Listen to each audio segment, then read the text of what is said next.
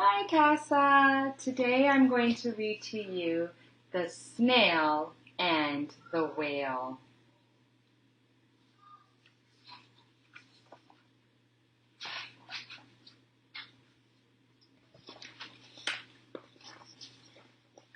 This is a tale of a tiny snail and a great big gray-blue humpback whale.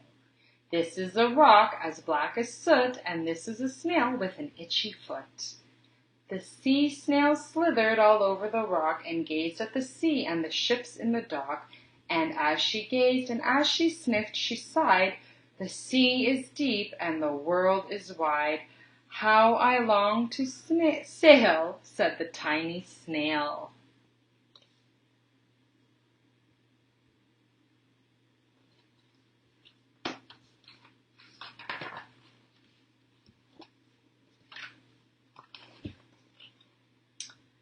These are the other snails in the flock, who all snuck tight to the smooth black rock, and said to the snail with an itchy foot, "Be quiet, don't wriggle, sit still, stay put."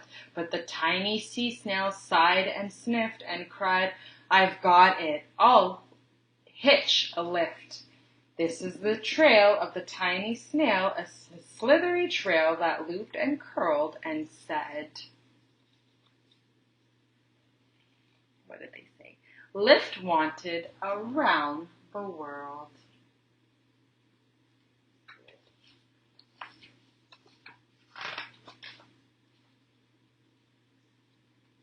This is the whale who came one night when the tide was high and the stars were bright. The humpback whale immensely long, who sang to the snail in a wonderful song of shimmering ice and coral caves and shooting stars and enormous waves. And this is the tale of the humpback whale. He held it out of the starlit sea and said to the snail, "Come sail with me."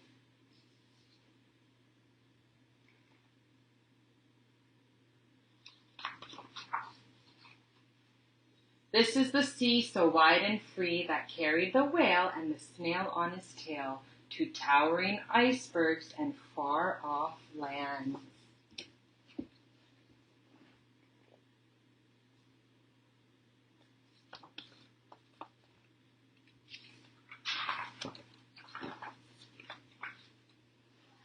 With fiery mountains and golden sands.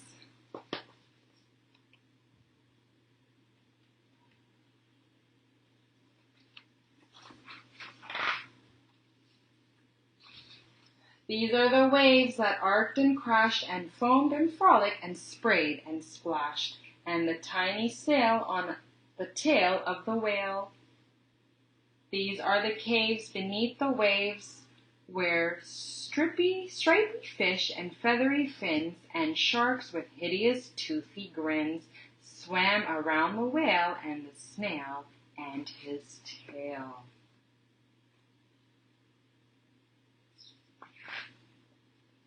This is the sky so vast and high, sometimes sunny and blue and warm, sometimes filled with a thunderstorm with zigzagging lightning, flashing and frightening the tiny snail on the tail of the whale.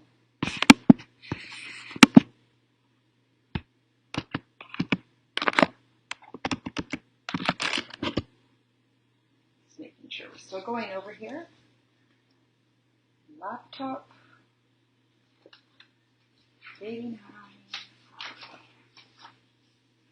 The sea gazed, and the sky, and the sea, the land, and the waves, and the caves, and the golden sand. She gazed and gazed, amazed by it all, and said to the whale, "I feel so small."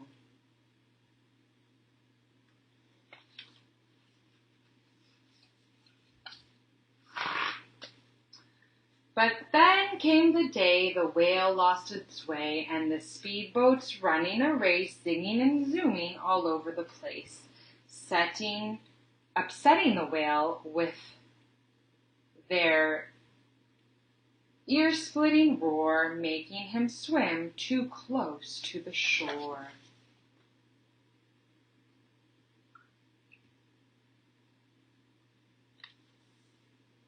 This is the tide slipping away.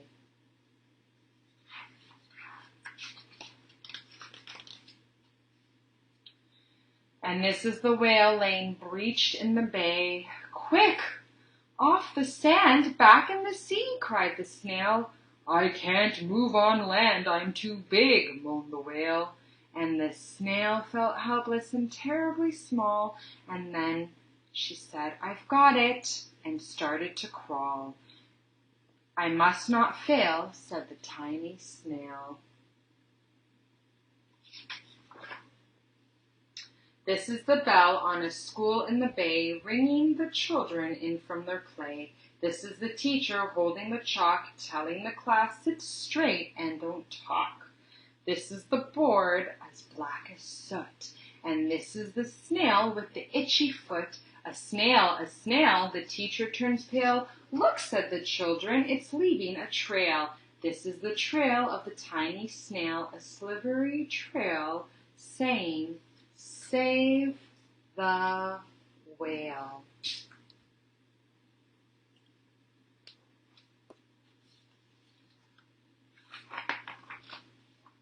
These are the children running from school, fetching a fireman, digging a pool, squirting and spraying to keep the whale cool. This is the tide coming to the bay, and these are the villagers shouting, hooray! And as the whale and the sail travel safely away.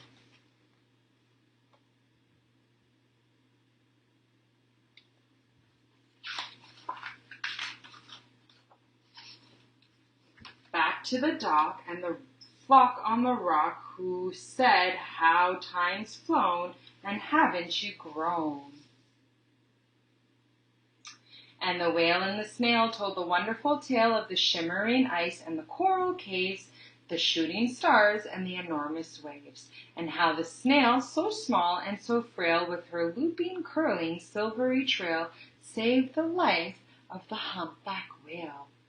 Then the humpback whale held out its tail, and it crawled snail after snail after snail.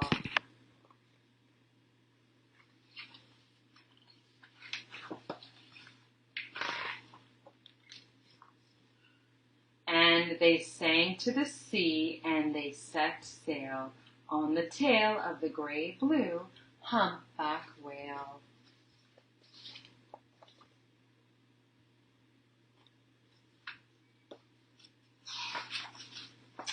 The end. Well, I hope you'd liked our story of the snail and the whale, Casa. Have a happy Friday and enjoy your weekend. Bye, guys.